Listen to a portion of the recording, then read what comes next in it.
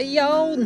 Maganda-ganda ang panahon ngayon mga buddy. Andito na naman po pala ako sa bukid. Bali ang gagawin ko nga pala ngayon mga buddy, magga-grass cutter po ako ng aking sili. At nako, talagang madamo na. Kailangan po siyang alagaan at nako, napakamahal. Abay kahit pa konti-konti lang napipitas natin sa sili, malaking tulong po sa mga gastusin sa bahay.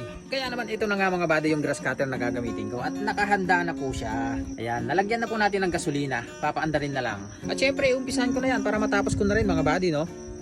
Para maaga tayo makauwi kasi mamaya ulan na naman eh. Tuwing hapon mga buddy kasi umuulan dito. Pero syempre bago ako umuwi mamayang hapon mag-i-spray muna tayo ng sili para hindi natin napapabayaan yung mga sili natin, no. Ang mahal pa naman ng presyo. Tsamba, no. Okay, umpisahan na natin yan mga buddy.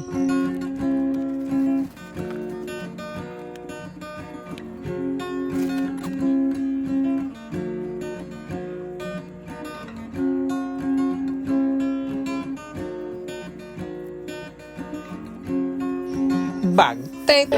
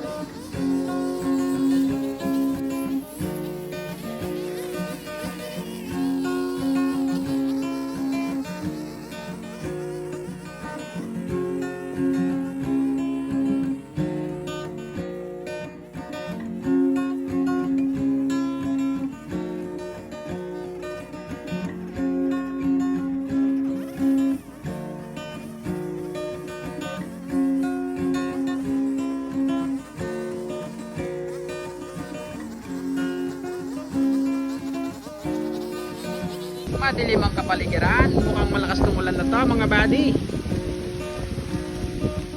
Na nga, at bumuhos na. Ang lakas ng hangin.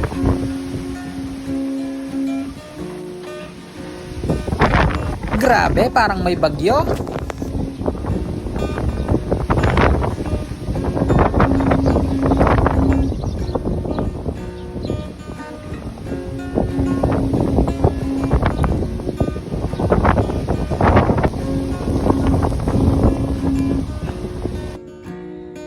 Ayun, no, luminis na yung sili ko mga buddy. O di ba? Ang ganda ng tignan. Bali katatapos nga lang palang umulan dito mga buddy at ayan na medyo umuulan-ulan pa siya. Ayun nga po, medyo nagtubig-tubig na yung yung sili ko dito. Okay, at dahil tapos na po akong mag-grass cutter, uwi na ako mga buddy at baka lumakas pa yung ulan eh. Kaya naman hanggang dito na lang muna mga buddy. Maraming salamat, mag-ingat po tayong lahat hanggang sa muli. Bye-bye!